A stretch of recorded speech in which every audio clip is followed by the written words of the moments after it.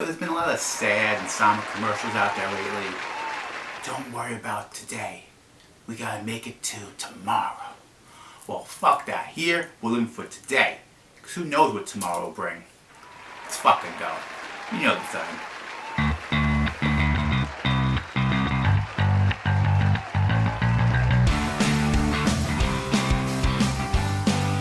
Welcome to Lamattina Time. I'm your host, Matt Lamattina, and this is Lamattina Time.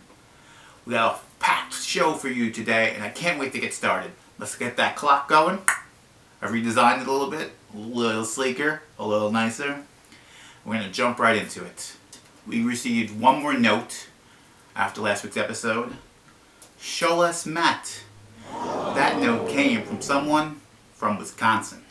So, we all know what happened on Tuesday in Wisconsin. Everyone decided to get sick so they can go vote. And then Bernie Sanders said, fuck you. The next day he dropped out.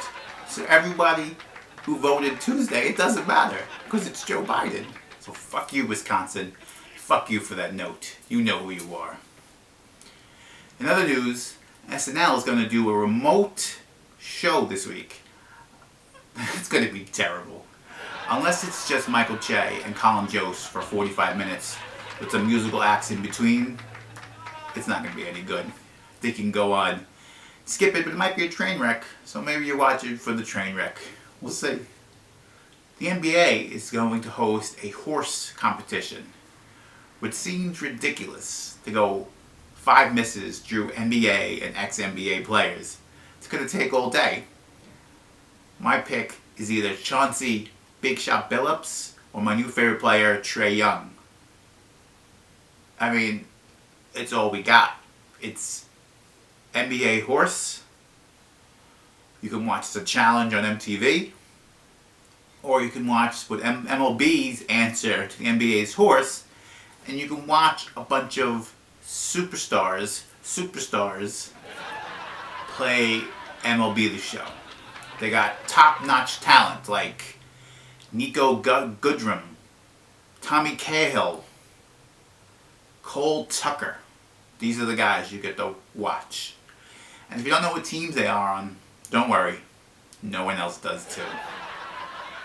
Oh, MLB. Always too late and too slow. But our main story for today, we're going to talk about one of the best shows on television, 90 Day Fiancé. This year there's a whole cast of characters, and we gotta go through each couple. The first couple we'll talk to is Lisa and Soldier Boy. That's right, Soldier Boy. No, not that Soldier Boy. That Soldier Boy. And that's his girlfriend or fiance, Lisa. She is jealous of every single move this man makes. And all this man talks about is moving his career to the United States.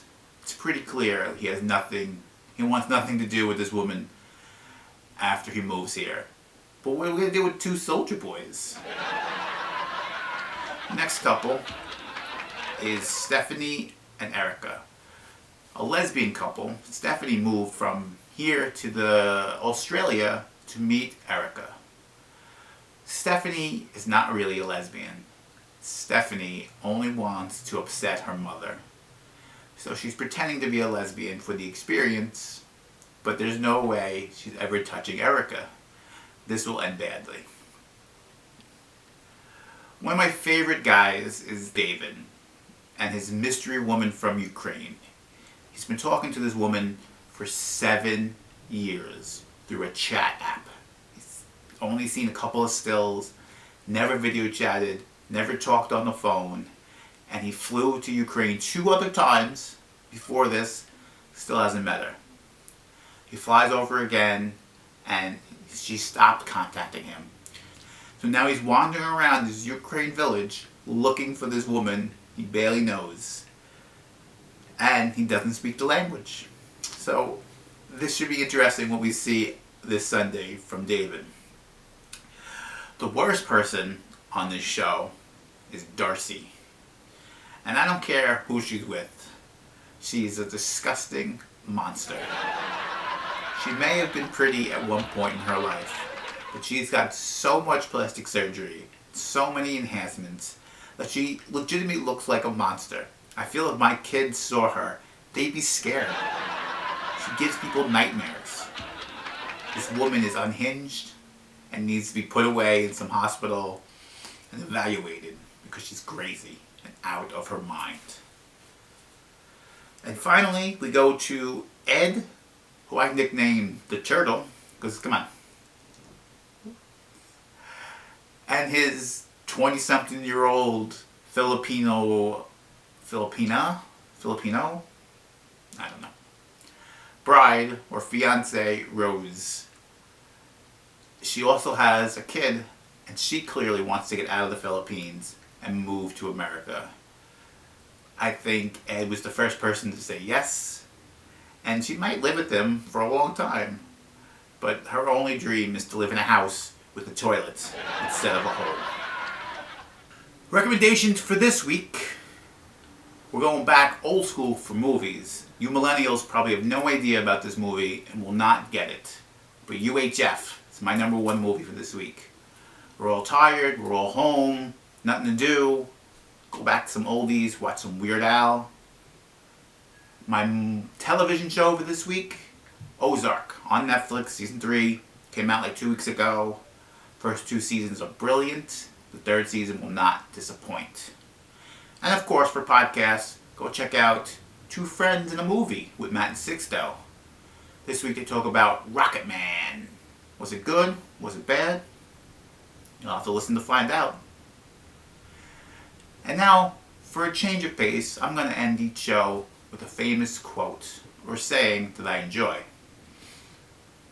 For the first time, I'm going to tell you guys what my father told me on my wedding day. If you ever go back in time, don't touch anything. And that's been Lamattina Time. Thank you for stopping by.